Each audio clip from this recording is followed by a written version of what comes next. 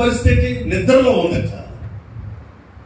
నిద్ర ఎక్కడ నిద్రపోతుంది సంఘ పరిస్థితి అంటే అంటే నేను అనేది కానీ ఈ సంఘాన్ని గురించి ఈ ఊరి గురించి మాట్లాడుతున్నా.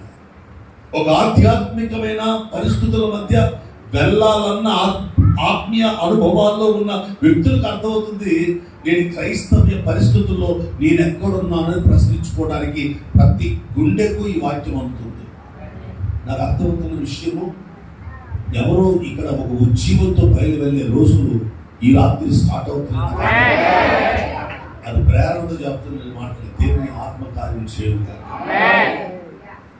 మొదటి ప్రబోధులండి వర్తమానం మార్చండి, ఏదో గొప్ప మార్పు చేస్తున్నట్టు అర్థం.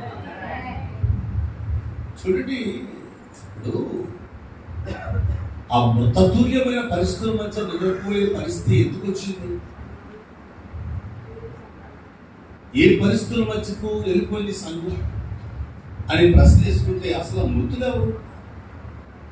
మనం బైబిల్ ఉందమో మృతుల గురించి మాట్లాడితే ఏం చెప్తుంది అంటే చాలా మృతతుల్యమైన సంగతులు బైబిల్ చెప్తున్నా. నేను ఒక 3-4 విషయాలు చెప్తాను. ఒకటి, ఫస్ట్ ఆఫ్ ఆల్ మొట్టమొదటిగా ఇదే ఎబిసి పత్రిక ఏం చెప్తుందంటే, ఏమంటే నేను చెప్పడం కాదు, ఎబిసి పత్రిక అపోస్తులైన పౌలు గారు 2వ అధ్యాయంలో చెప్తారు 1వ వచనంలో, మీ అపరాధముల చేతను పాపముల చేతను మీరు చచ్చిన వారి ఉండగా అని.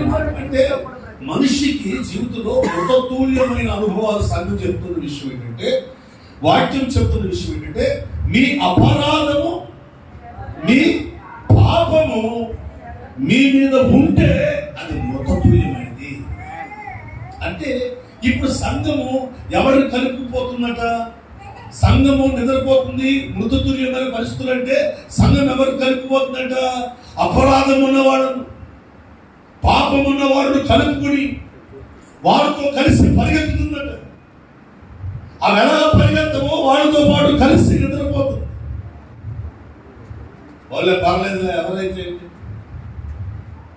ఎవరైనా భక్తులే కదా, వాళ్ళు మన ఆత్మీయులు కదా అన్న పరిస్థితుల మధ్య దేవునికి ఆయాసకరంగా జీవించే పాపం అనగా దేవుని కార్యాన్ని అతిక్రమించుట, అపరాధం వల్ల తోటి వ్యక్తి యొక్క న్యాయాన్ని తిరస్కరించుట. దీని అంటారు నీతి న్యాయం. దేవునికి సింహాసనం వేయాలి, దేవుడు రావాలి మన ఇంటికి సింహాసనం వేయాలంటే నీతి న్యాయం కావాలి.